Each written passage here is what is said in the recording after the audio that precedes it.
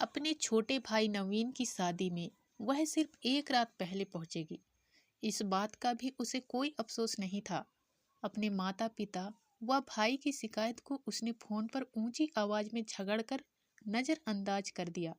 शादी में हमारे मेरठ पहुंचने की चिंता मत करो निशा, ऑफिस के किसी काम में अटक कर तुम और ज्यादा देर से मत पहुंचना। रवि के मोबाइल पर उसने जब भी फोन किया रवि से उसे ऐसा ही जवाब सुनने को मिला। शनिवार की शाम निशा ने टैक्सी की और 8 बजे तक मेरठ अपने मायके पहुंच गई। अब तक छिपाकर रखी गई प्रमोशन की खबर सबको सुनाने के लिए वह बेताब थी। अपने साथ बढ़िया मिठाई का डब्बा वह सबका मुंह मीठा कराने के लिए लाई थी। उसके पर्स में प्रमोशन का पत्र पड़ा था जिसे वह सबको दिखाकर उनकी वाहवाही लूटने को उत्सुक थी। निशा ने मुस्कुराते हुए हॉल में कदम रखा और फिर हैरानी के मारे ठिठक गई। वहां का दृश्य देखकर उसका मुंह खुला का खुला रह गया। निशा ने देखा माँ बड़े कर रही थी, रवि मंजीरे बजा रहा था और भाई नवीन ने चिमटा संभाल रखा था।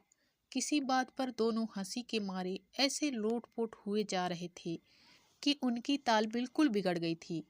उसकी छोटी नंद सीमा मस्ती में नाच रही थी और मोहल्ले की औरतें तालियां बजा रही थीं। उनमें उसकी जेठानी अर्चना भी शामिल थी।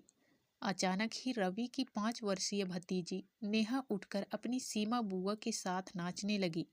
एक तरफ अपने ससुर जेठ व पिता को एक साथ बैठकर गपशप करते देखा। अपनी ससुराल के हर एक सदस्य को वहां पहले से उपस्थित देख निशा हैरान रह गई। उनके पड़ोस में रहने वाली शीला आंटी की नज़र निशा पर सबसे पहले पड़ी। उन्होंने ऊंची आवाज में सबको उसके पहुंचने की सूचना दी तो कुछ देर के लिए संगीत व नृत्य बंद कर दिया गया। लगभग हर व्यक्ति से निशा को देर से आने का उल्लाहना सुनने को मिला। मौका मिलते ही निशा ने रवि से धीमी आवाज में पूछा, आप सब लोग यहाँ कब पहुँचे? हम तो परसों सुबह ही यहाँ आ गए थे, रवि ने मुस्कुराते हुए जवाब दिया। निशा ने माथे पर बल डाल पूछा, इतनी जल्दी क्यों आए? मुझे बताया क्यों नहीं? रवि ने सहज भाव से बोलना शुरू किया। तुम्हारी मम्मी ने 3 दिन पहले मुझसे फोन पर बात की थी। उनकी बातों से मुझे लगा कि वह बहुत उदास हैं। उन्हें बेटे के ब्याह के घर में कोई रौनक नजर नहीं आ रही थी। तुम्हारे जल्दी ना आ सकने की शिकायत को दूर करने के लिए ही मैंने उनसे सबके साथ यहाँ आने का वादा कर लिया और परसों से यहीं जमकर खूब मौज मस्ती कर रहे हैं। सबको यहाँ लाना मुझे अजीब सा लग रहा है। निशा की चिढ़ अपनी जगह बनी रही। ऐसा करने के लिए तुम्हारे मम्मी पापा व भाई ने बहुत जोर दिया।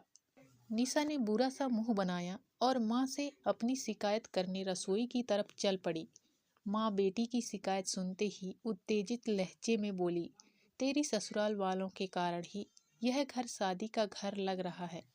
तू तो अपने काम का दीवानी बनकर रह गई है।